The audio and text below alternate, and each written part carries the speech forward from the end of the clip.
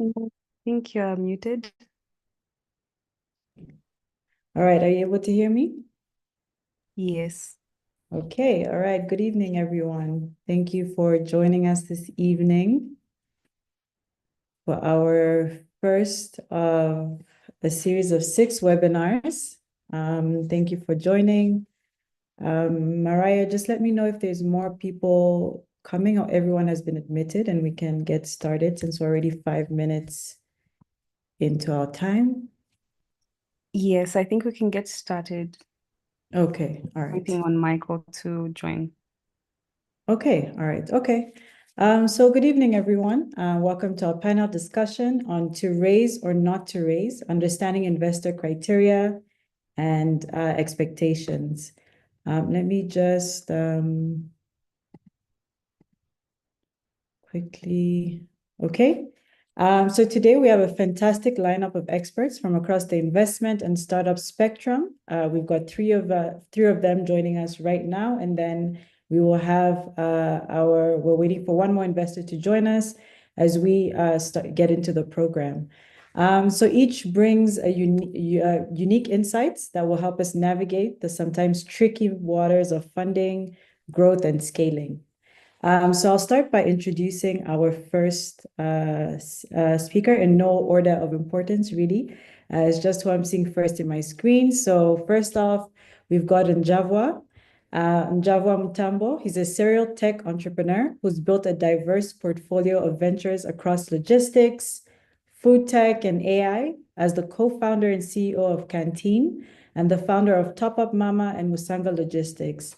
Java has been at the heart of scaling tech businesses tailored for African markets, a mentor for Google for startups and an alumnus for programs like TEF and YALI. And in Java is all about pivoting, evolving business models, and leveraging support programs for tech ventures. And he'll be sharing his journey of funding and growing at various stages and how to align with business evolution. And Java, I think you can maybe either wave or just say a quick hi to everyone before I move on to the next. Hey guys, pleasure to be here. All right, thank you. So next, we'll have Chilufya Mutale Mwila, and who will share her perspective as a founder. So Chilufya is the co-founder and chief visionary officer of Ishandi, a Pan-African neobank, and she's been on the front lines of scaling a fintech company from Zambia to 4 other African countries. With a background in microfinance and a passion for financial inclusion, she's navigated the startup journey, taking risks and securing growth along the way. Chilufya will shed light on the raise versus bootstrap dilemma and what it's like to meet investor expectations while scaling and how tech can be a game changer in underserved markets. Chilufya, welcome to our session today. Hello, everyone. Pleasure to be here. All right, and our third panelist for the night is Lilemba Piri. She's a powerhouse in venture capital, particularly when it comes to supporting women-led and diverse teams. And as a co-founder and partner at ATG Samata, an operating partner at Enigma Ventures, Lilemba brings over 18 years of experience in VC, fintech, and finance development. She's also a chartered accountant with a focus on financial inclusion and women's economic empowerment. Lilemba's perspective on venture funding, formal investment criteria, and scaling businesses for VC is incredibly valuable, especially when you throw in the gender lens focus that she champions across the SADC region. So Lilemba, you're also welcome tonight. Thank you. Good to be here. All right, so we will begin our webinar for tonight, and we'll have our fourth panelist join us. Sorry, Momo. Michael has actually joined, so I think you can Oh, introduce okay, him as well. perfect. Okay, all right. So let me introduce our fourth speaker for this evening. His name is Michael Tarney, and he's an investment mastermind with a wealth of experience in corporate strategy and finance. And Michael is the investment committee lead and board member at the Zambia Business Angel Networks, where he plays a crucial role in evaluating early stage ventures. He's got an impressive background with major names like CEC, PwC, and the National Grid UK, and he's recognized He's a recognized mentor in Zambia's startup ecosystem. And if you want to know what angel investors are really looking for when they consider funding, Michael Tarney is your guy. From early stage investment evaluations to the expectations for seed funding, he's seen it all, and we're happy to have him here tonight. Michael Tarney, you can unmute for a few seconds and just say hi. Good evening, everybody. Looking forward to the discussion and meeting you all. Thank you. All right, thank you so much. So to start with, I will share my screen, which I think I should have probably done earlier. Mariah just confirmed that my screen is visible.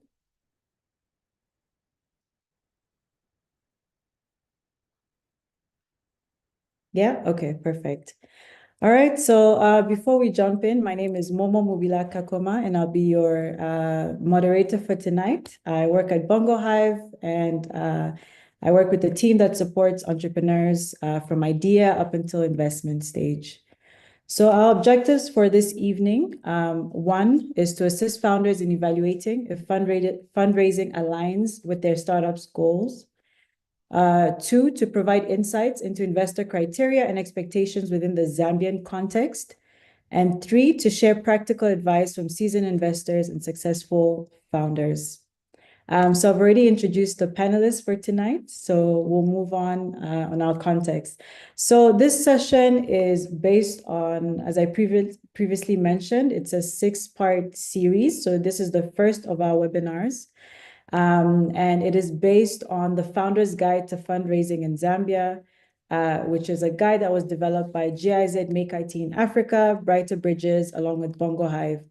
And the guide is a comprehensive resource for early stage startup founders in Zambia that want to raise funding. And so you'll have in the guide information on financing and support options, key stages of fundraising, funding trends, legal and regulatory considerations, and other additional sources to help you in your investment journey. And this presentation will be shared after the webinar, and so you'll have access to the link there at the bottom. All right, so just a bit of context before we jump in. So according to the fundraiser guide, Zambia actually has 4 key insights from the guide. Zambia actually has favorable regulatory environment with transparent policies for foreign investment and profit repatriation. But of course, we'll hear directly from startup founders on that as we go along.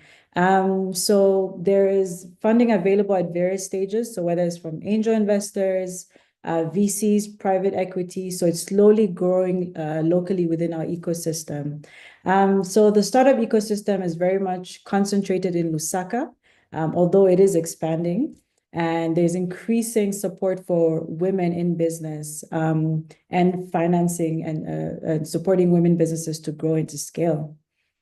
So the key questions that will guide our panel discussion today are as follows. 1, so when is the right time to start for a startup to start seeking funding? Number 2, you'll learn about what criteria investors prioritize and at the different stages. And then finally, you'll also hear a bit about the local dynamics, particularly through our founders who have had the opportunity to experience what it's like. So I will, at this point, stop sharing my screen, and I'll allow the focus to be more on the speakers tonight.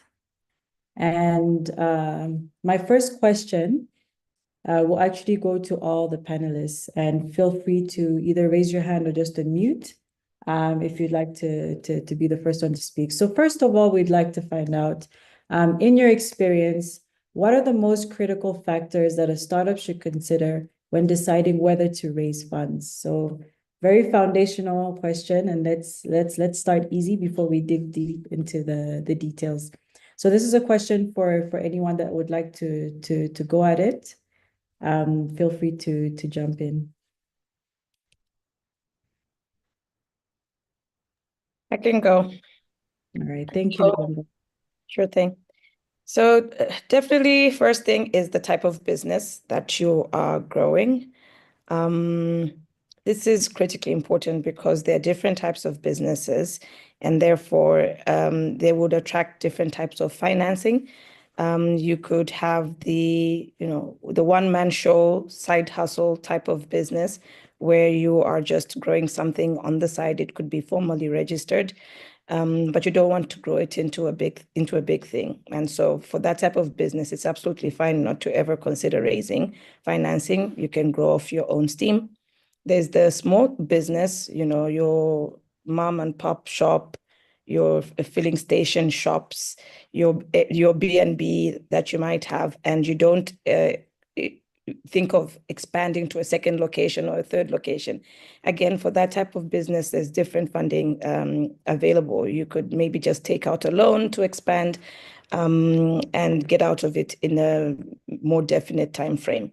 And then there's the type of businesses that are scalable, and scalability means this type of business can grow from one customer to 100 to 10,000 to 1,000,000. And so they've got this ability to grow at least 100 times from whatever they are now. And these type of businesses get much more options around the type of financing that they can raise. And then you've got your large corporates that have access to different types of money. And then there's also NGOs. Whilst NGOs are technically not considered businesses, they do make money and they providing value into the market. And so they also get access to different type of financing. So the first thing you have to consider is what is your type of business and what are your plans for your business? Do you intend on keeping it small? It's absolutely okay not to raise money because every type of money comes with its own cost. And so what type of business are you growing? The second factor is at what stage are you? Are you right at the idea stage, or are you now more at the more advanced stage where you want to grow bigger? And the third factor is what do you need the money for? A lot of times we rush to, I want to raise money, and you ask people, what do you need the money for? I need office space. So how about you ask somebody for office space rather than raise money to pay somebody for office space? There might be somebody in your community, or an accelerator program that could give you that office space, and therefore you don't have to raise that money. So what do you need the money for? So those are things to consider. Yeah. All right, thank you very much for that brilliant introduction, Lilemba, and those points. So startups need to consider at what stage they're at, what they need the money for, and who they're getting the money from. So anyone, Njavwa, I see you've unmuted. Would you like to also share from your perspective? Sure. Just want to start off with a quick introduction, just so that people have a bit more context. As Mamo mentioned, I'm running a company called Canteen AI, and we replace call centers and BPOs with AI, and we're working with some of the leading banks, financial services providers across the continent to help them do this. I've gone both routes, raised millions of dollars for my company, and also I've experienced not having raised money. And to Lilemba's point, it's all dependent on the outcome. And more than anything else, I think it's highly dependent on the type of business you're trying to build, and perhaps the geography you're in, but then also your strategy. I think more than fundraising itself, there needs to be a broader topic about just like building a more valuable business, because that just makes fundraising a lot easier. And it also opens the avenues and the types of money you can get, but definitely dependent on the kind of business you're in. Before this, I was running a very capital intensive business, sort of like Chilufia, except I used to have physical goods. I needed capital for that business. Whereas with this business, we've been able to scale to millions of dollars in revenue with very little money. And so I think it's just highly dependent on the type of business you're in, and your aspirations for it, I guess. All right, thank you so much for that perspective, Njavwa. So the type of business that you're in also matters when you're trying to raise funds. Would you like to maybe expand a bit more on that when you say the type of business that you're in? What exactly does that mean? So I mean, so I can speak on the perspective of just venture capital, because that's been the bulk of the money that I've raised. any good venture capitalist is making an implicit agreement with you that you're going to return that money 100x, 50x if they're a bigger fund, 10x if they're a bigger fund. And if your business does not have the ability to provide 100x return for that investor, it doesn't matter if you're in a high growth industry like AI, you're not a great candidate for venture capital. And obviously there are different types of places you can get that money. But in terms of the types of business, it's less about the industry, it's more about the characteristic of it, because there's some founders who don't like to grow companies fast. There's some people who think speed is not good, and they want to pace things out. There's some people who are okay. I mean, you called me, you said I like to pivot. I don't like that word pivot. It sounds very inconsistent. I think iterate is the better word, right? Because there's some people who won't iterate because they're okay with a slower month-on-month growth rates. Whereas when you make an implicit decision to take venture capital, I think you're also agreeing to grow at a pace that may be a little bit dizzying for most, because you're not just going to grow in Zambia, and like we can see it now with Ishandi, they're all over the place. I can't even keep count, right? Because you need to do that. It's not like you want to do it, you need to do it. So it's more about the type of business you build versus the type of industry.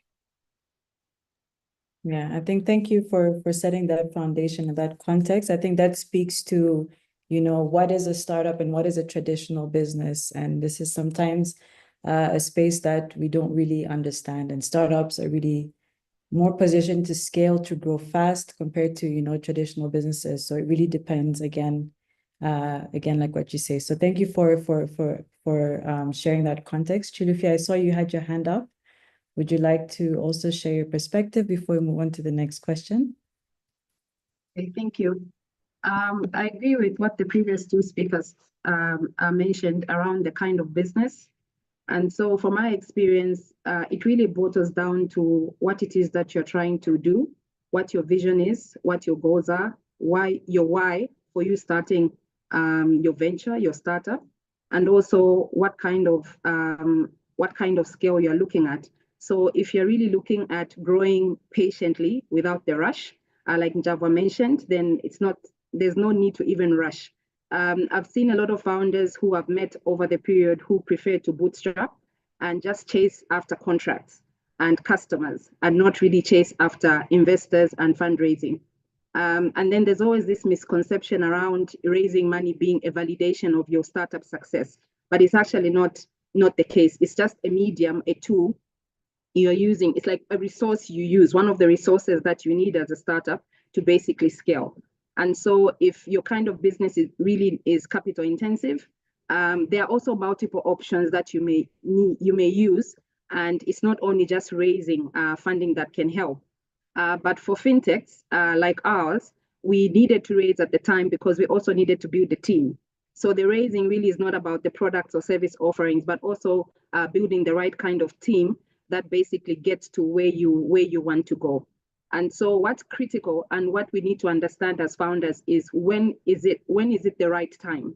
So you will find like some of us will go in early and then realize that, well, we went in too early. So how do we then know when is it the right time to actually raise money? And so I would suggest that it makes more sense when you actually have early traction, you have your POC, you have your early customers, you are generating revenue, and then you chase after your customers, chase after the contracts up to a point where the demand really exceeds the resources that you have, and you really need to have the right kind of team, and you have the strategy to basically get you to the next level. And that's when you can then raise. But then you have to look at all the options. Raising is not only from VC or raising equity or raising debt. There are many other options other than just equity and debt for getting the kind of resources that you need, which is capital.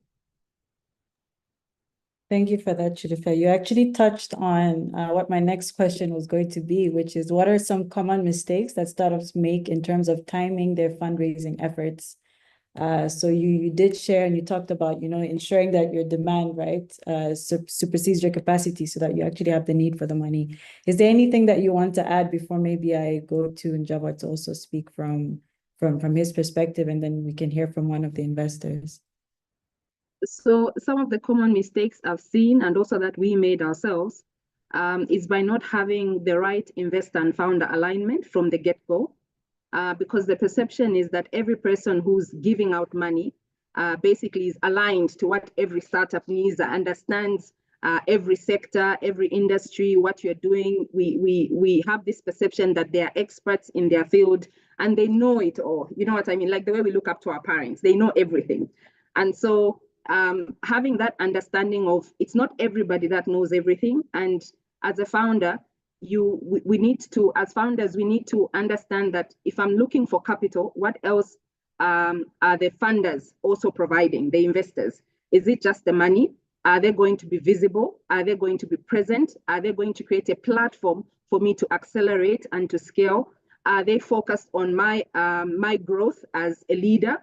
Are they focused on the startup? Are they really focused on the end users, the customers, the impact? What kind of investors am I looking for? Which goes back again to understanding your why you launched your startup, why you're doing what you're doing. And then you need to find people who are not just providing the capital, but also the other critical resources that are outside of funding that you actually need. So you need to marry the two. So it's more or less like when trying to pick a university or school for your kids. You know, you don't look at just which people are there. You look at maybe proximity to your home. You look at the track record. There are so many other things you need to look for. But the school does provide the education. But there are other critical things that you need to look for. And those are the things we missed. Those are the things that a lot of us founders miss. We always focus on the money. We see how quick they are. They take 3 weeks or they take 1 month or 3 months. We don't want those people that take 8 to 10 months who take so much time. But you'll find that some of those that take time are actually the best people to partner with. Thank you for that, Sharifia. Java, would you like to add on to that, or what are some common mistakes that startups make in terms of timing their fundraising efforts?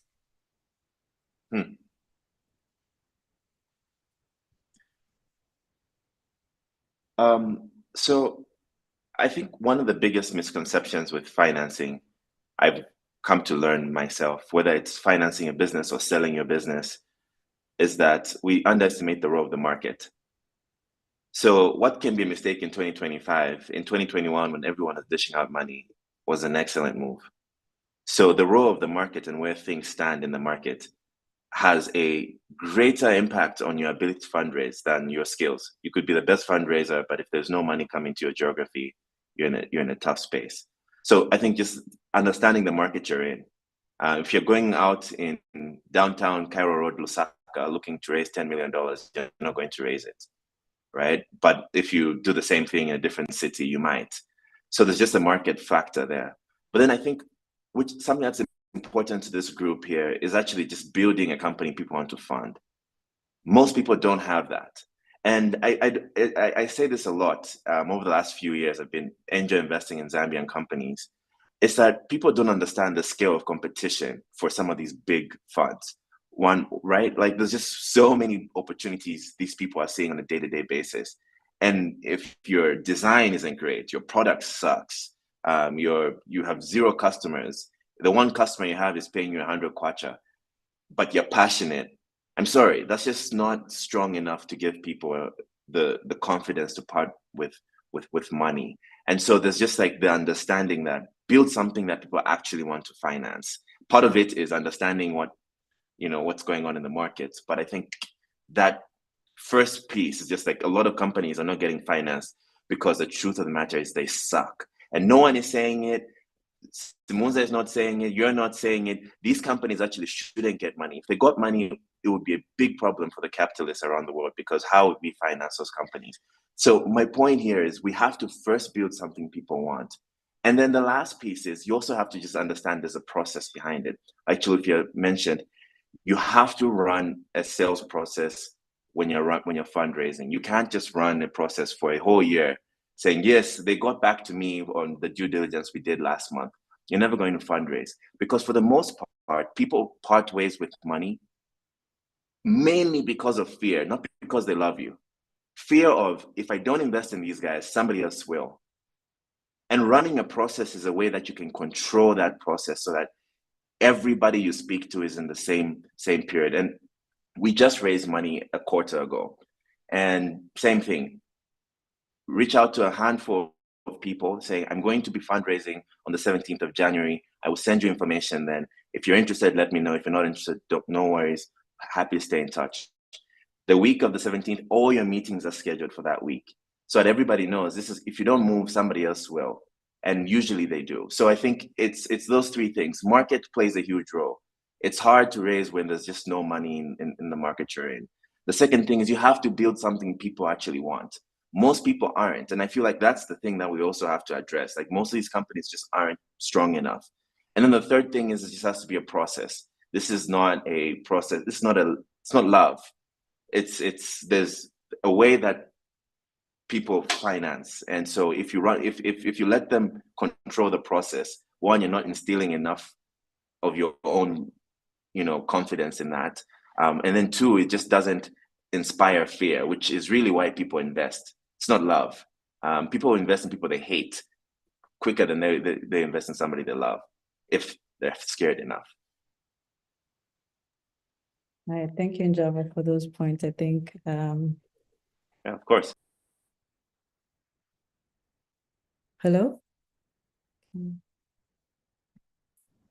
We can hear you. Okay, sorry. I think I had a bit of a glitch there. Sorry about that. Lelemba, did you want to also add in, or? I want to give Michael a chance to. Yes, thank you. Michael, we haven't heard from you yet. I'll just repeat the question just so that we can have clarity. What are some of the common mistakes that startups make in terms of timing their fundraising efforts from your perspective as an investor? So, obviously you should need finance. And some people come forward and say, well, I want to buy someone needs to buy a truck or a piece of equipment. That's quite common. They haven't thought through how much finance they need for the whole business to grow the business beyond that. They don't think long term. They just want to get to the next 2 months and they've got immediate need. And that kind of puts me off if they do that, because you want someone who's strategic in their thinking long term and careful about how they use their money. So I think that's for ZBand, we do find people who just don't ask for the right amount of money in the right kind of way. I think, look, I mean, all businesses need capital. I think it's important to have a good relationship with your financier, whoever it is. It could even be a debt provider, but on the angel side, mostly it's individuals who want to be part of your business for a while. They want to help you grow. They want to give you inputs and mentoring. They want to enjoy it with you. But in doing that, you sort of have to get to know each other pretty well. And once you've done that, then you need to think through exactly what is the right instrument, and eventually how does the angel leave, and how that's going to, what impact does that having the business. So I suppose it comes down to raising money for the right reasons at the beginning, but then once you're doing it in the right kind of way. So it's a mixture of relationship issues and alignment, getting someone who can be your partner, and coming up with the right structure that sort of works for everybody. So if any of those you can't tick the box for any of those, most likely you'll have a problem. Thanks. Thank you for that. I think my next questions here are now going to be focused more on the investors. I think we've heard a lot from the startups. We want to know now, what are some key criteria that you look for? And I'd say maybe if you can cap it at maybe the top 3 criteria that you look for when you're evaluating a startup for potential investment. What should startups think about, or what are the 3 top boxes that they need to tick? Unlike Njava noted on investing based on fear, I actually need to like the business in order to invest. I have to feel excited about it. And so I'll be excited about it if it is solving an important problem in a very unique way, right?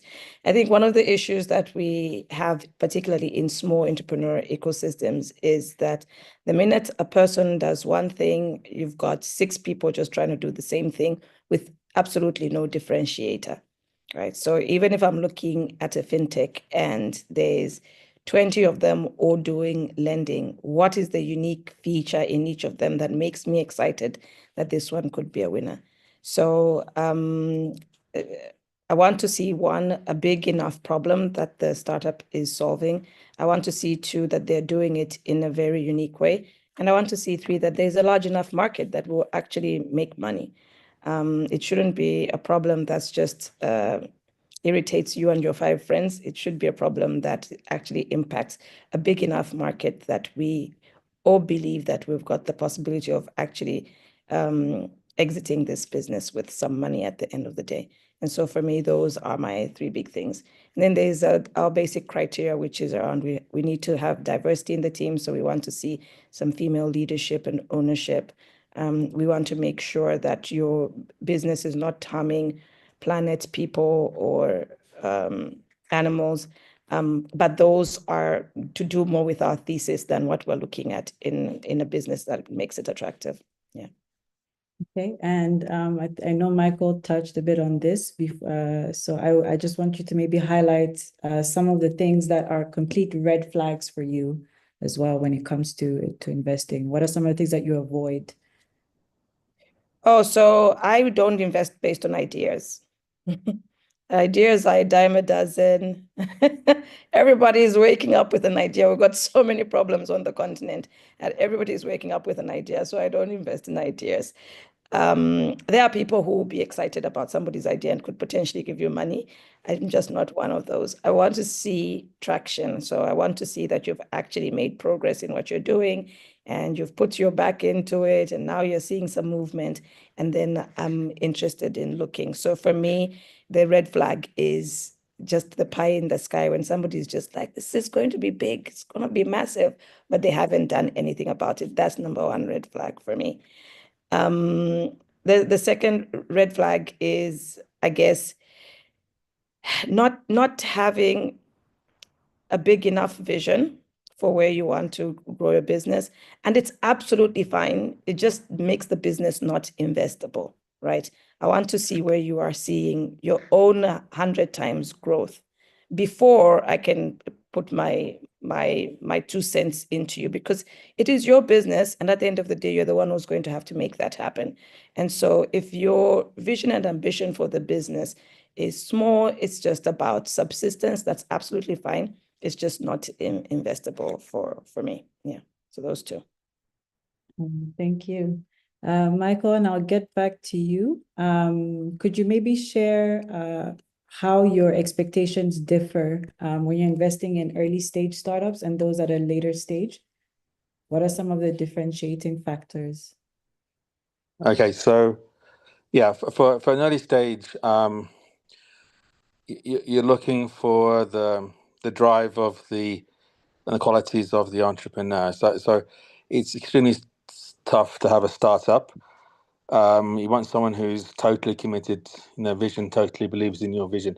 I mean, you may not believe in it yourself yet because you need to go through the DD, but it's their character which is important. So if someone is coming up and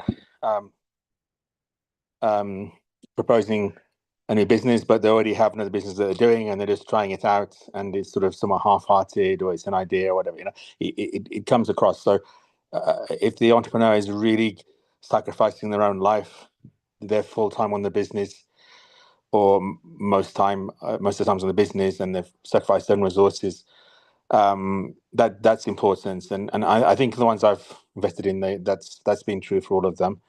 Even if they've got problems, they're all committed to their business. So for later stage business, you're looking for more maturity in the model, and probably the company is going to be bigger. We're looking at the cash flows and the quality of the business plan, and how you can scale the business further. So the qualities of the leader is important there, but there's also other things which are just as important. You're looking for a track record. You're looking for integrity in the management of the business, not just in basic compliance, which is important, but also in how they deal with their investors. So they understand that taking someone's money in whatever form is a responsibility. So you have to be open with them, report to them. You have to treat all of your resources properly because it's not shared with your investor. So if the individual just thinks they're getting the money, then they carry on doing what they want, and they make decisions or they even do wrong things. That's a slight on the investor as well. So the investor's looking out for red flags about your character, your behavior. Investors should really do some due diligence on the character of the individual and test that out and find out if they are honest and with their dealings. It's good to be determined and tough, but there's a level where people game the system and do dishonest things, and that's too risky for an investor. So but I think the determination and the quality of the character is always probably top of my mind and what I'm looking for. Just later on, it needs to come with more demonstration of governance and strategy and a scale-up story. Thanks. Thank you. Let's move back to the startup founders.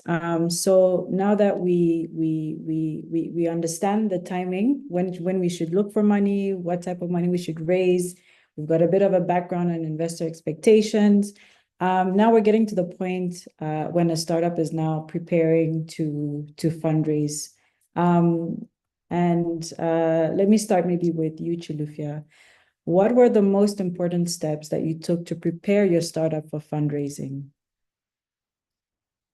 So I'd like to share a funny story. My first angel investor is in the room, and I learned what a pitch deck means on a LinkedIn conversation with Lelemba Piri. So we basically were looking for people to support us with money, and we really tried in the local market. And everyone wanted to have 50% of the business, put their wife on the board, have to be signatories to their accounts, and all those strange kinds of stuff. And I realized these are not the partnerships, we're looking for. And because I come from a financial services background, I was well prepared around your financials, understanding what investors would look for. In this case, it was more like your employer, and then, having board meetings, preparing reports and everything. So on that part, we were good. But what I sucked at was pitching, telling the story and having people to buy in and understand what you're doing. Because the assumption always is when I'm talking to people is they understand what we're doing and they understand everything. So it's more or less like how to hone your pitch, how to refine it, and then how to share that story, in a manner that makes sense for people and to also attract people to you. So I reached out to a friend who then told me, oh, there's a lady based in South Africa. This is her name. Just reach out to her on LinkedIn. And that's how I sent her a message. And then she was very, very fast, I tell you. But I was very quick at also answering because I'm also very fast. And then she told me, send me your pitch deck. She was asking me questions. I was on Google checking what is a pitch deck and what it is. And then while I was researching, trying to respond, she then tipped me with what should be in the deck. And then I knew, okay, this is what I should prepare for. And she gave me funding at the time when we critically needed money for our business. So we were able to get the money because we're able to show her the traction. We're able to show her the financials. We were well prepared. What we're just not prepared for is how to pitch, how to share the story, and how to present it, right? So what we had to learn, and then she then introduced us to a fund that she managed, a gender lens focus fund, where we had raised equity of around 650,000 and about 2.3 million in debt. So we raised about $3 million from the fund.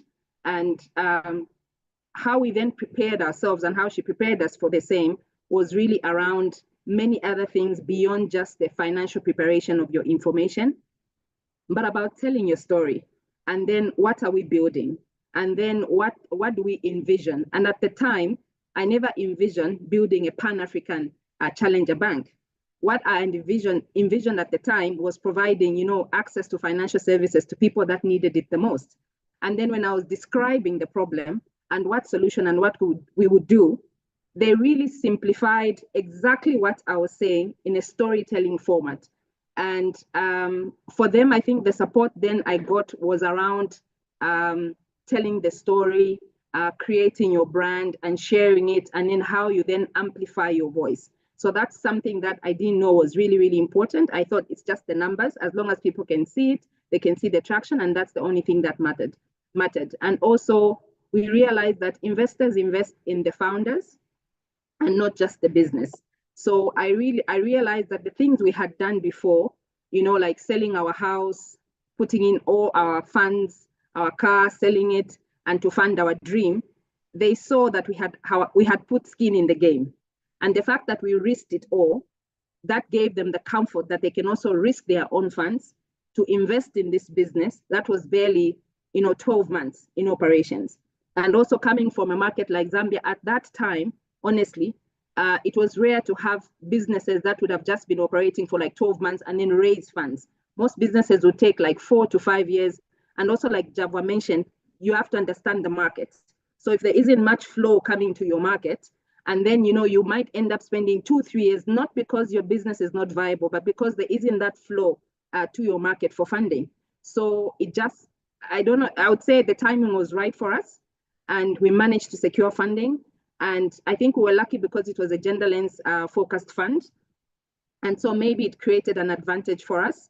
But I believe because of what we had done and the story we're able to tell, people believed in the team and they believed in our dream. We were just a small team of about five people. And we were the only company that they invested without seeing us. Everything was on Zoom.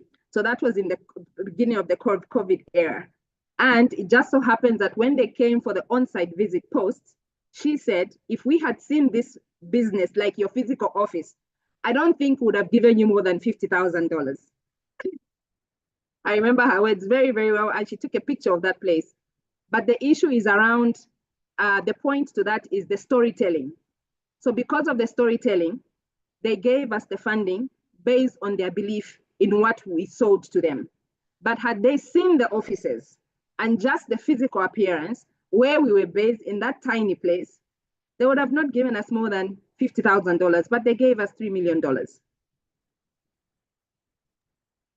Yeah, thank you. Thank you. And you've really created a good segue to my next question again, the importance of storytelling, right? So it's not just about the money you're raising, the business, the idea, but it's about who you're backing up. And I think that's also it's exactly the same thing Michael said. So, and Javwa, I think I'll come to you for us to go a bit deeper on this. What advice would you have for founders on creating a compelling and narrative pitch? So Chilifia talked about the story. How do you come up with this compelling story that actually helps investors to believe in your business, to believe in you as well as a founder?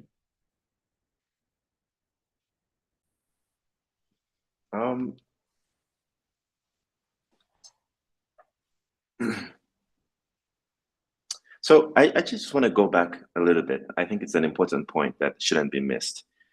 The way investors think about companies and what they say is different from how they act. So as Michael and Lelemba are talking, I want everybody to have a caveat in the back of their minds. You understand what I mean? Like there are differences in the way that investors, their incentives are different. And the best way is to follow the money. And so when I speak about, you'd rather be, at least in the context of fundraising, you'd rather be, yes, people invest in companies they like, or they look at companies they like, but to get them to act, I found fear is a greater motivator to act quickly on your timelines than love. And it's the same with storytelling. Your story is telling the story of how there's an industry that you are going to change, whether or not this investor comes there, whether or not they think you're cute, whether or not it's 3 guys in Unza coding your way out, you guys are going to get that thing done. And you can storytelling is not storytelling. No one's scared at the end of it, or there's no emotion attached to it. And so I don't think storytelling is necessarily this, like, you put it together a great story, because as we all know, everybody in this room probably knows somebody who raised money without a pitch deck, without a story. So therefore, that might not be the big thing. I think, I just wanted to go back to that point, that in any market where there's an active venture capital scene or an investment scene, it's understanding, the incentives of the people who are in that market, and being able to tailor whatever you're doing. If you're trying to obviously work with them, being able to tailor what you're doing to the way that they actually act, not what they say they do. And so in terms of storytelling, yes, I think that's an important point. You do have to tell the story, but what that story should do is motivate action. There's no point of a story if it doesn't motivate action. And so part of motivating action, again, if there's an emotion you should be going for, my words are, go for instilling fear. You'd much rather that. And there are ways, I think the professionals know how to do this well, right? Instilling fear is not you go in a room and it's like, if you guys don't invest in me, somebody's going to get beaten up. That's not the fear I'm talking about. The fear is, this is going to happen, and you can tell the story of, look at my metrics, look at when I started, look at how we're doing now. I'm already in conversations with 10 other people, and it has to be true. That's why you have to run the tight process. I'm already in conversations with other people. I'm going to be sending out term sheets on this day. If we don't get a response, then completely understand. At that point, that person's like, okay, I like this company, but if I don't move, that's what you need. That if I don't move is what gets money in your bank. If people don't feel the need to do it, and so again, I think, yes, storytelling is important, putting together a good pitch deck. I raised money in January this year. We're raising money for our company. I had no pitch deck. So, yes, historically I would have a pitch deck, a data room, but we raised millions with no pitch deck. Why? Well, I think we had something that people think is valuable. And so, do I think pitch decks are important? Yes.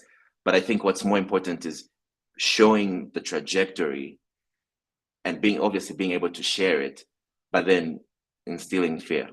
I hope I'm not sounding, you guys tell me if I'm going off track. But let's create FOMO in the investors. So I want to flip that question maybe quickly before we maybe I'd like to also I'd want to hear as well from an investor perspective on the point on creating stories. But just to maybe flip the script just a bit, what would you have then done differently in your fundraising journey? I can start. I think I think founders who are fundraising, first of all, they speak to way too little people, right? They speak to 10 people. It's rare you're going to email somebody like Lalemba and then she immediately writes you a check. And I also think with Lalemba investing, there's the Zambia tax. There's a lot of things that there's just like, that's something that she cares about. You understand what I mean? But she's one of one. So I don't even think it's even worth any time thinking about that use case. Let's speak specifically about institutional investment. In that case, these people are in the business of raising money and deploying it. That's their entire bread and butter. And there's more of those funds whose primary business is just raising money and deploying it than they are other, they are angels or founders who understand the market deeply, like Zambia. And so having a huge number of people you're initially speaking to, whether that's through just cold emailing or finding them, is the first thing you want to do. And then the second thing is you want to be kind to your customers. But I think particularly, and this is counterintuitive. So by the way, feel free to mute me when I'm going off track. This is counterintuitive for a lot of people. I think a lot of people are too nice to their investors. Don't listen to what investors say. The thing is, investors want to know you believe this thing is going to happen. And investors you make the investor doesn't make you. You make the investor doesn't make you.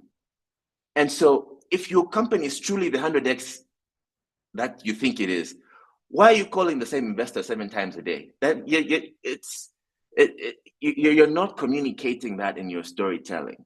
And so I think, when I first thing is like, don't listen to what investors say most times. Look at how they act, and then follow that. Right? People say they like nice people, and then they'll fund whatever they fund, but it's different from what they're saying. The point here is, with specifically raising capital, yes, try and be a decent person, but you're not there so that they can change your life. Most people lead with that, right? Most people lead with, if you can just help me. You've lost the plot, because you're there to make them.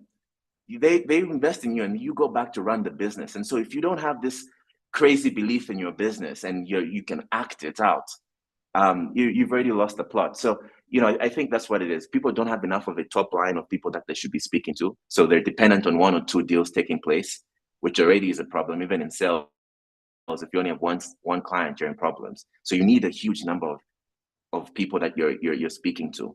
And then within that, you have to ensure that you're running a very strict process, because these professional investors are running the same process when they're trying to raise money from larger businesses or larger funds. And so they can recognize that. And so I think that's the key thing.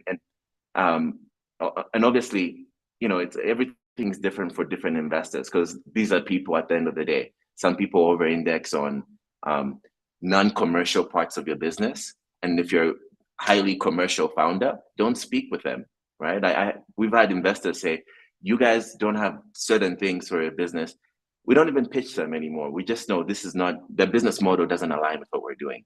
And so it doesn't even make sense for us to approach that. And so I just think, I just want to reinstill the fact that the founder, and not the investor, the founder should control the narrative.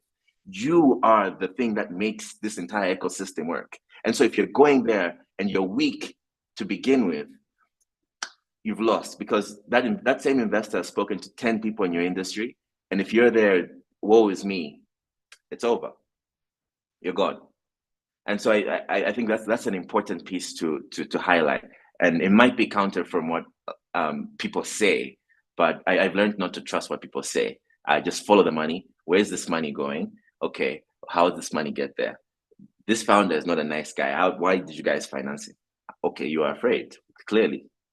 Then you go down the supply chain and you start to see that a lot of what VCs say is just so that on the front end, I have no idea, but it's just not in line with how they actually act. And as founders, it's important to know that it's not, you don't take everything at face value. Thank you so much, Njavo. I think we've got someone also in the chat.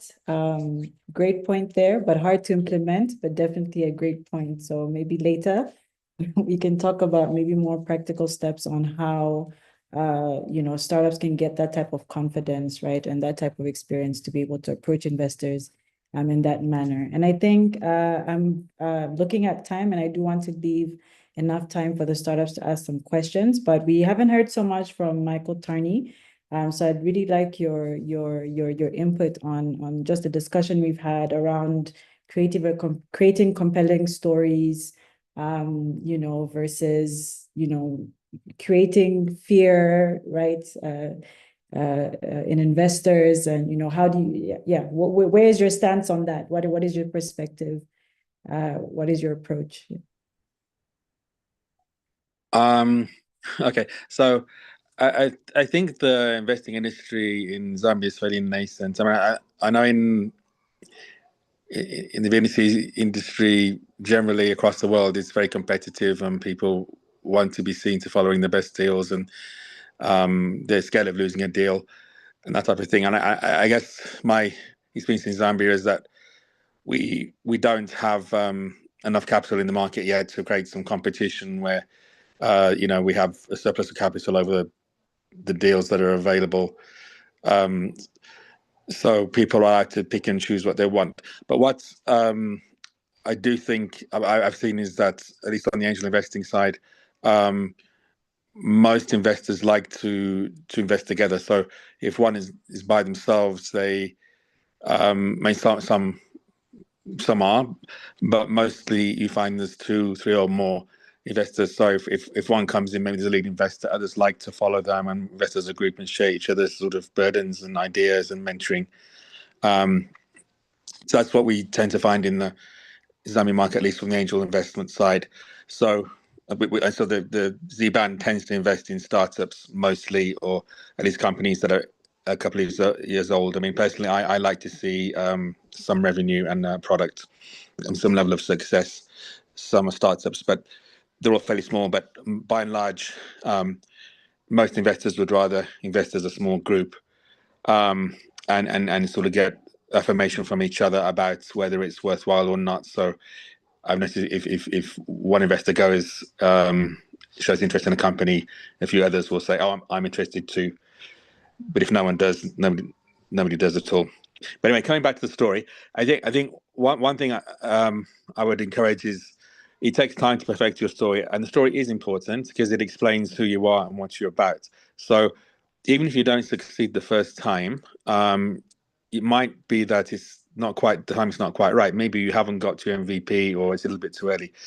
But if you keep positive and you may find that some of those investors actually do like you. It's just not the right time for them, or they want to give you a bit more time. So you can keep developing your story. You can improve your story, and they could come along with a bigger ticket in a year's time or 2 years' time. And that's happened in a couple of cases with me. That I saw potential in the business, but wasn't quite ready to look at it properly. But I waited. The company was still sending me reports, keeping in touch. So at some point, I said, actually, I think this is the right time, and we engaged, and then other angels came in as well, and then were able to move forward with a much bigger ticket. And that really was the character and determination of the founder, or founders, is two of them, and their ability to communicate well with their investors and not be disheartened by the fact that you don't succeed straight away, but that if you keep at it, you'll eventually get there. And partly they're watching you to see how consistent you are and how you develop your story and improve it and deal with problems and grow your markets, and how you sort of, keeping swift steps, it's sort of the right pace on your own journey, rather than getting stuck and bogged down and going off in the wrong direction. You're actually learning from your own mistakes and correcting yourself. So you're a human algorithm, and and they can see that, and because you've got that quality, they'll admire that and back you because you have it.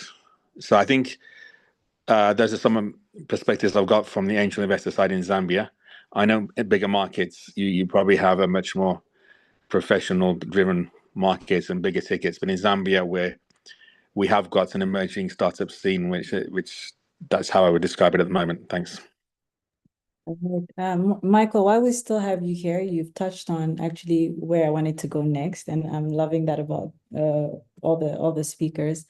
So you touched on the Zambian ecosystem and investment in the ecosystem, and how investors like to kind of pull funds together and to reduce the risk. So what are some other unique opportunities and challenges in fundraising in Zambia that you could share with the startups, especially those maybe very early stage and are still trying to look for money locally? What are some of the unique opportunities and challenges that you could share? Well, the opportunities would, I think there's a lot of people open to mentoring, to angel investing in relatively small amounts. If you ask for $100,000, there's very few people who can do that as individuals.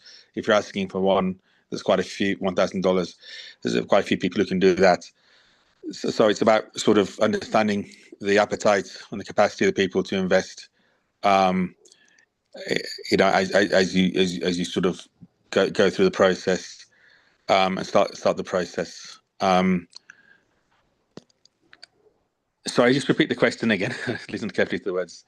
Yeah. Yes. So my question was, what are some of the unique opportunities or challenges of fundraising in Zambia? Yeah. Okay. So in terms of unique opportunities, you got an emerge. We had quite a strong ecosystem building, sort of various programs through BongoHive and USAID and quite some of the hubs. Quite Standard Chartered, Women in Tech. Quite a number, and we've got the Impact Capital event. So there's almost a calendar of events. Quite a few of the programs are subsidized. They give prizes, and they give free mentoring. So there's a lot of support available, particularly in sectors like agro. And you should take advantage of those. So I think that's an advantage. And then generally, if you do pitch well, you do get it, an investor that likes you, they should support you, not just in the first phase, but the second, third, and fourth phase. So they should stay with you for some time and help you to sort out future fundraisers. So I think that's a good environment. I think they can help you find other sources of funding. Sometimes you find on the equity side, once you've got a set of equity investors, changing equity is a painful process because perhaps you have to buy people out. It's not so easy to keep changing equity structure. But you can also look at different types of finance. You can look at mezzanine and debt or revenue share models, which allow you to cooperate with valuable counterparties without necessarily interfering with your core equity that you've agreed at the start, because you're trying to realize capital growth on that, and maybe you need time to do that. What you want to try and avoid is selling down too early, because you can destroy value that way. So through financial restructuring, you can sort of balance the value that you retain as a founder, and you should retain most of the long-term value in the business, with sort of instruments that give investors a return that suit their requirements as well. So a bit of clever financial structuring could get you into the right place there, and the investor should be able to help you to think that through. Thanks. Thank you. I think I will open it up. I will open it up just with the last few questions before we go into our Q&A. Maybe this to any of the founders, I would say, and then the last question I would direct to Lilemba. So for the founders, how does the local ecosystem support or hinder fundraising efforts? So Chilufia and Javor, please do jump in to answer those. And then for Lilemba, as the last question before we get into the Q&A, what advice do you have for founders seeking to attract both local and international investors? So I'll have either Chilufia or Javor. Who would like to go first on the question? I can share. Currently, on the Zambian, with the Zambian local ecosystem, we now have key players such as the Lusaka Stock Exchange that are now seeking to actively work with startups and build them up to join the alternative market.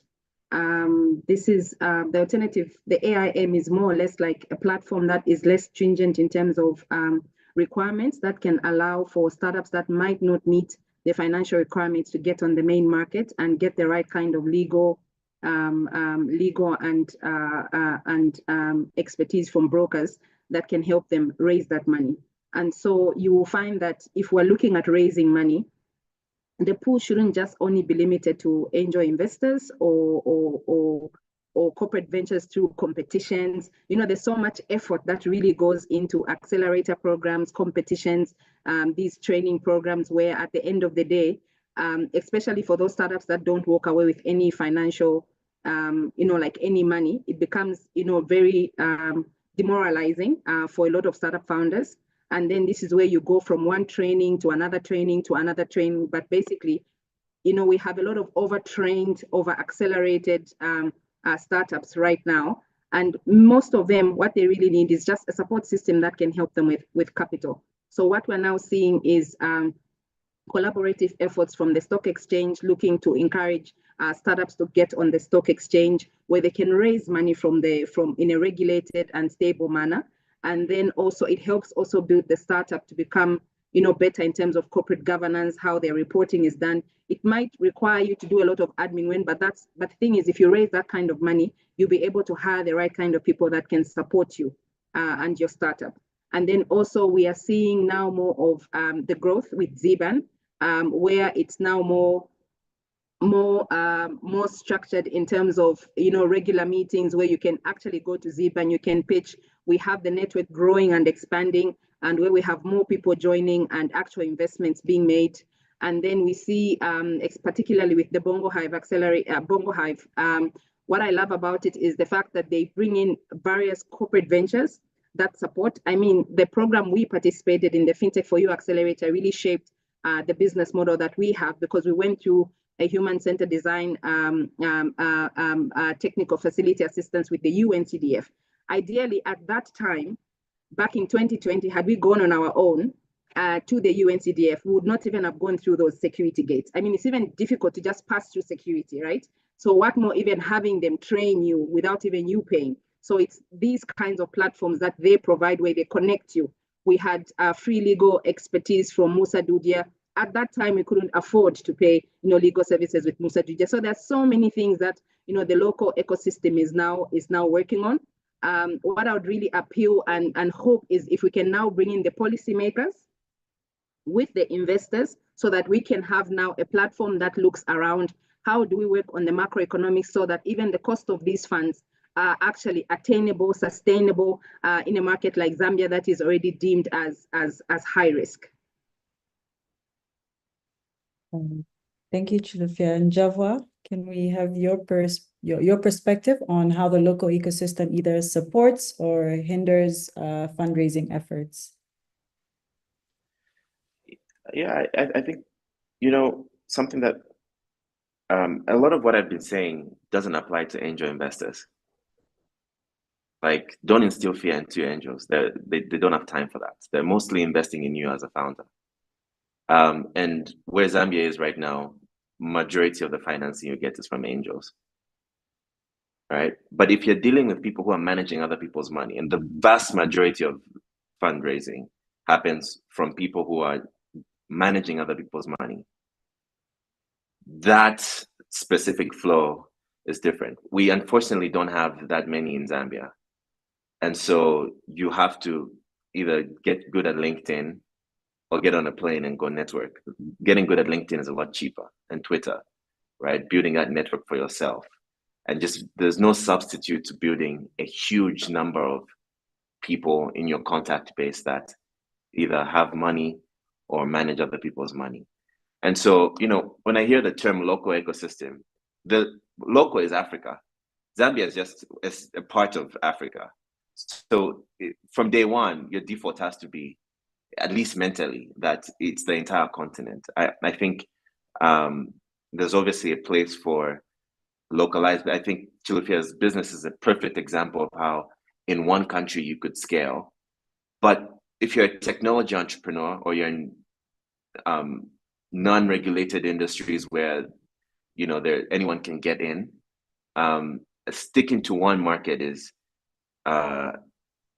there's just no money there. And so I think, in terms of local ecosystem, yeah, I think in Zambia right now, most of the investment money you get is angels. None of what I said applies to angels. Zero.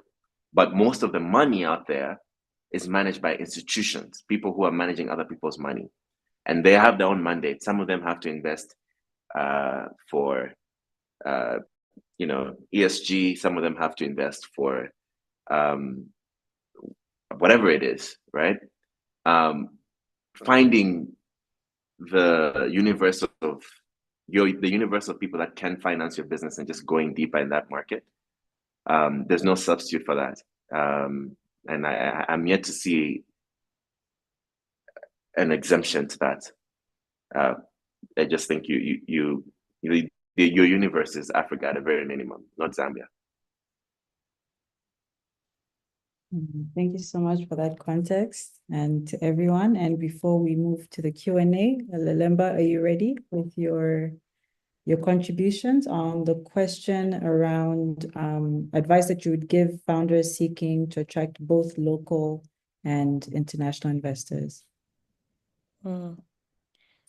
Traction as number one, right? Like, it's not going to happen if you're just talking about it. And it's really important to keep a record of those key milestones. Speaking to what Michael had pointed out, right? When we're talking with founders, why storytelling becomes important is that we don't know where you're coming from and what pivots you've had to do, what challenges you've had to overcome. And so the ability to show that upfront is really important. I started from point A, this is what I've developed. And when I got to point B, this is what I was able to attract, this number of customers, these approvals from these regulators. All those points are important. And so keep moving. Don't wait for the funds to come in first, for investors to look at you. Keep moving, because we're only attracted to moving vehicles, right? Like, you don't want to find somebody who's just stopped there and thinking that, oh, please fund me. We want to see that you've already been putting some effort and traction into what you're doing. Secondly, get comfortable with the language, right? And this is where things like a pitch deck matters. Njavwa is a very seasoned entrepreneur, so he can raise money without a pitch deck. For the rest, I would really advise that you really do create a pitch deck, because it helps you to improve your story. So it helps you to improve your story. You will get your feedback from the different investors you're speaking to, and you can keep honing it until it's speaking the language. Think about investors at any point, and this is angels, this is your venture capital investors, even your private equity at a higher level, as a marriage, right? And that sometimes we're coming from completely different contexts, completely different cultures, completely different languages. How do you really reduce that information asymmetry between the two of you as quickly as possible? Learn the language quickly, know what it is that they're looking for, and so that, first of all, you are just reducing the number of hurdles that you have to face. Third, get networked. And there's absolutely no excuse for not networking with the internet now. Get networked, attend events online, in person, where you can broaden your network of investors. And target the investors that are in your space. It makes your life easier. Don't come to me if you're an all-male team, for example. It's not going to happen. Like, make your life easier. Find out what investors are investing in which space and in the space that you're in, and target those. But network as far as you can, and make sure that you are actually really visible. And with the internet now, you can make yourself as visible as possible. Because if I meet you, one of the first things I'm going to do afterwards, like if I'm really excited about you and your business, is I will Google you. It's part of due diligence to know who you are as a person. I will Google you. And then if I find zero visibility for your company and zero visibility about you and what you believe in, it's difficult. We're just having a longer courtship then. And so be visible, network as far as possible, learn the language, so be in spaces where people are talking about investment. I love the questions that are being put in the Q&A. For example, somebody asked, what is POC? That's important, right? Because sometimes we're just missing each other based on language when your business is actually phenomenal. And so immerse yourself in the spaces where the conversations are happening so that you learn the language as quickly as possible. Be visible, network widely, and create traction. Those are my 4 pieces.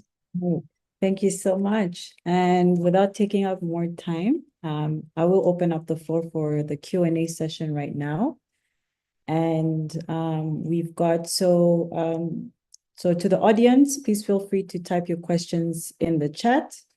I will start with the ones that we have so far. So I'll start with the Q&A box here.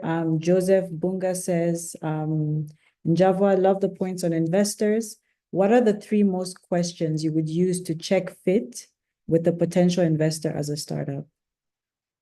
So I will assume that this question is for Njavwa. So based off of the points that you raised, what are the 3 most questions you would use to check fit with a potential investor as a startup? The 3 most important questions. It depends on your stage. I think something that, I must caveat with, like Lemba said, I've run multiple businesses. And so a lot of people who I go pitch to, I'm a repeat offender. So the kind of questions I'll ask are different. But, I think more than anything, you have to understand where they're at, understand how they think. I don't know if there's 1 or 3 things. I don't like these frameworks, actually. Let me just be honest. I don't like to do these 3 things and then you win, because ultimately, and everybody knows this, investment or investing is a game of outliers. There's no one thing that is easy to repeat. By virtue of you being able to repeat it, you're already excluding yourself from outliership. Right? So there's no one way. There obviously is fundamental principles where just build something people like. If you build something people like, you have tremendous traction. You might not even ask any questions. There's serious cases where people just send you a term sheet and say, please, I just need to come in. I need to invest. And you don't even talk to that investor. So that's the other piece. It's like maybe an investment is a marriage for your lead investor. But in most cases, it's actually not. You're in a relationship and your marriage is with your customers. You're married to your customers and you're dating your employees. And sometimes your investors, yes, sure, you might, but I think it puts too much pressure on founders when they have to think about it from the lens of, I'm going with this one person forever. I think it's a bit different from that because, again, sometimes you're doing so well that a fund hears about it and says, I want in. I don't know how we can get in, but I want in. And there's no dating process, nothing, they just invest in your company. And that happens more often than not.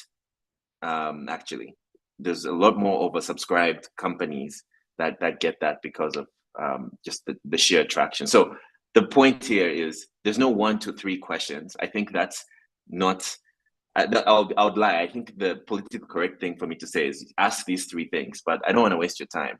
The truth of the matter is, people invest in companies and people they like, and they act really when they think that this is a once in a lifetime opportunity, because that's what you're trying to build. And if it's a once in a lifetime opportunity, by virtue of that statement, some of the things you're asking them, they've never heard before. And you've never said them before. Thank you, Njava. So next question is from James Blewett. And I would love to hear the panelists' thoughts on whether at this stage, the more significant constraint to growth of the investment ecosystem in Zambia is on the demand side, quality and pipeline, or on the supply side, availability of finance. Who would like Can I to answer that real quickly? Yeah, sure. It's the founders. There's a scarcity of founders, not capital, because there's more capital than there are. Lelemba and team at Zona were able to bring in more money into the country than we had ever. And since then, I don't think any company has done has raised, except maybe Perseus, who's raised money at Union 54. Founders set the tone. Investors follow the tone. So there's no capital because there are no founders who inspire fear. It's not there yet. That's the truth. Okay, explain how Chilufya is able to raise money. Isn't this the same Zambia that 2 years ago, 3 years ago, people were complaining about? So it's the founders. Everything starts from the founders. Investors are new to this mix. We're putting them in a pedestal that they shouldn't be in. Founders, and if you look at all the companies that have raised a lot of money in Zambia, whether it's Ishandi, Zona, and all, the team it's just so high quality that everywhere they go, it could put them in the US. These guys are good. There's some people, anywhere you put them, they'll never succeed. And so that's the other thing that you have to look at. It's the founders, and then the capital follows. There's money all over the world. Chilufya might disagree, but the challenge we'll to see. the founders, but let's hear from Chilufya. Chilufya, please go ahead. Well, I love how you're so passionate. Honestly, I think it's both. On the I think more also the flow of the funds. And also the same way you say, it's around the founders, I think it's also the country. So you find that if this market was Kenya, trust you me, people would be investing even in businesses that are not worth investing. So people follow, like what Michael said, where the crowd is going. And so if people know that a lot of people are investing in Nigeria, a lot of people are investing in Morocco, they're investing in Tunisia, they're investing in South Africa, investing in Ghana, in Kenya, that is where most of those funds will go. Trust you me, even some of the investors Njava has introduced me to, the same guy who's introduced me to these same investors, they know very little about our market. And then you need to explain a lot more, not just about your startup, but about your market. They don't even understand the competitor landscape in your market. And so it forces you also to then build something that's Pan-African, so that what they are looking at, a business to fund that's Pan-African and not just a Zambian fintech. So it's actually both, the flow of those funds. Honestly, it's harder for a Zambian founder to raise, but trust you me, if I was domiciled in SA, would have raised a lot of money. And also for Zona, they were able to raise because they were not raising from Zambia. They were raising from a different country. Lelemba, you can correct me. They were not raising as Zambian founders from Zambia. They had a different kind of advantage, to be honest. All right. That's the advantage I'm saying founders should give people. That same advantage, right? So I think yes, but you said a statement there that you said these people are running to Kenya. So they're running to something. And so, yeah, okay. So yeah, you might raise a good point, but I think at the end of the day, the very idea of a good founder is that you can convince somebody to come to Zambia and invest in a company. That's your job. So if you can't do that, I also think that there's a misconception that like in bigger markets, it's okay. That's not necessarily true that it's harder, but I also don't think that it's necessarily the case that it's people funding anything, because you're also around very competitive people, and so they have more to choose from here. I just think that the founder sets the tone. Like, if you start a company in Zambia, people will follow you.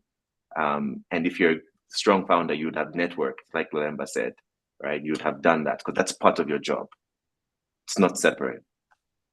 So I think it's both, but I tilt more towards founder because it's the thing we can control. And it's the thing these people in the room can control, is being better and networking, because it's part of the job. Right. Okay. So we've got two different perspectives. Lelemba, would you like to add on? I agree with both perspectives, actually, and they both raise very strong points. Example and point, Chilufia is a badass, right? Like she doesn't play. When she says this is the strategy, this is the strategy. This was very clear from our initial conversations when she was sharing about her business. And even through the process of her saying that I was coaching them on the pitch deck. But Chilufia would turn things around in a day, right? Like, oh, this is what I want to see in the deck. She would turn it around in the day. And so, where you've seen how much she did with limited resources, then you believe then that if I do put in my money, it's going to be in a safe place. And as she said, first it was my own angel funds. And then I was like, no, this girl is really good. And so let's put in more, and then brought in now the venture capital funding. So the founders are absolutely critical in driving belief. And I think for the Zambia ecosystem particularly, because our market is small, we need to be able to show the case of being able to grow businesses to continental players, right? And so the ability to then be at the same quality as the Kenyan founders or the South African founders is critical. And we need experience and we need exposure in order to be at that level. And so we will have the disadvantage of the market being too small. I mean, 20 million people is small compared to other markets. But if we can show the ability to scale these businesses to the larger markets, to SADC, to East Africa, whatever advantage you can find in these other markets, something that is suitable for your business model, the better, because then you attract money from everywhere. And you should be able to stand up competitively amongst the founders from the other markets as well in order to attract money from outside. When we were raising a Zona, there was just no venture capital in Zambia whatsoever. There was nothing. There was just like nothing. And so we would go into accelerators with the best of the best from across the world and be able to, you have to stand up and be competitive to attract the same capital. And it's true, we're going to need some exceptional cases to grow our market. But on the supply side, we need everybody. We need angel investors. We need the successful entrepreneurs like Njavwa, like Chilufia, who now know what it takes to grow a business, to invest back so that they grow these businesses from that smaller space to the stage where we invest as venture capital investors, right? because we are also getting money from other people. So we've got institutional capital, and so we can't invest early on, but we need somebody else to invest early on to be able to get to a stage where then we invest this institutional capital into these companies.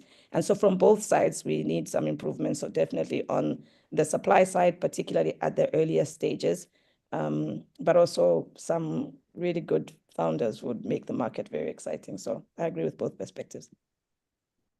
Thank you for balancing that out. We've got, so we have come to the end of our session, but there are just two quick questions here. So there's one here from an anonymous attendee in the Q&A chat. This is directed at Chilufya. So at your discretion, maybe you could share your details, but it's from an anonymous attendee. Hey, Chilufya, I also run a microfinance. Are you open to coaching others in this field? Yes, I think you can share whether you're open to, and then whoever that person is can then reach out to you on your social media contact. And then the next question here is, would you like to say something? No, I'm saying you can share my, since I don't know who they are, it's anonymous, you can share my email address with them. Thanks. Okay, all right. Then for the last question, do you also consider new startups specific in real estate business? We really need help on those in that area. So I guess this is for any of the panelists, or I think maybe more towards the investors. Do you also consider new startups specific in real estate business? There's a lot of support needed in that area. So for the investors, is real estate an area that you look into for investment? I'd look at real estate technology, not real estate itself. Okay. And Michael Tarney? Well, I do property projects myself, yes. So I suppose I would be. I mean, obviously they're capitally intensive, and depends which part of the sector and how quickly you turn around the capital. But it's an interesting sector. We have Donald Trump, the retail, so the real estate guru of the world, leading America. So you can make money. But yeah, I think in Zambia, we don't have a strong debt market or competitive debt market, so it probably limits the amount of structuring that you can do. That you'll be able to do a more advanced economy. Borrowing's very expensive here, so a lot of the value from real estate transactions comes from leverage and capital gains and how you swap them around and all of that. And we're dealing with sort of a very kind of expensive debt market. So that doesn't mean you can't do it. That real estate generally is quite cheap. So yes, I mean, I do some, and I do think it's an area where you can make money. And I think going forward, there's plenty of opportunities where that can be done as Lusaka particularly expands, but and the other parts of Zambia where there's urban concentration and sort of development in other sectors around that. Yeah. Thank you so much. Thank you so much to all the panelists. So Michael, Lilemba, and Javwa, thank you so much for your time and for your insights. I think before we leave, I will quickly just do a quick recap on what was shared. So some of the panel highlights and what we learned. One was fundraising should align with the startup's growth stage and their strategic growths. Building relationships with investors early can enhance funding prospects. So network. Leveraging local support networks and understanding the regulatory environment is crucial. Raising money is not a measure of startup success. I think that was something that was mentioned by Chilufya quite early in the session. And you make the investor. That's from Java's perspective. So startups, founders make the investors. They make the investors look good. So if your business succeeds, then the investor also succeeds. Think beyond Zambia. So we need to get out of this local mindset being just Lusaka, just Zambia. Think local is now the whole continent, and that was said by Njava. And finally, learn the language of investors. So do your research, learn the language of investors, reach out to a lot of investors so that you increase your chances of being invested in. And just a quick recap on what investors look for. a compelling value proposition and a scalable business model. So again, think big, think beyond Lusaka, think beyond your immediate environment, demonstrate traction and market validation, a strong and committed and adaptable founding team, and finally, a clear understanding of the market, of the competitive landscape and the environment. And some key advice from the panel: make sure that there's strategic alignment. So ensure your funding efforts align with your long-term business objectives. Ensure that you're prepared, have a solid pitch deck, or if you're like in Java and you're seasoned, you can do without, but ensure that you've got a good story and you're able to demonstrate your financial projections. Make sure that you network, engage in local accelerators. There are a number of them that are now present here in the ecosystem. Look for accelerator programs, incubators, innovation challenges, and take part in investor networks. And finally, it's important to also be resilient. And funding just doesn't come at one go. You need to talk to a lot of investors and you need to take a lot of time. So again, we talked about, timing and where you are. So there are different requirements that are needed for different stages of your journey. And I won't go into this too much because we'll be sharing a resource that you'll be able to kind of dig deep in that. And finally, I just want to close with our next steps. So as I mentioned earlier, this is a series of 6 webinars. This is the first one, and it's very heavily based on the Founder's Guide to Fundraising in Zambia, which is a comprehensive resource for navigating the fundraising landscape.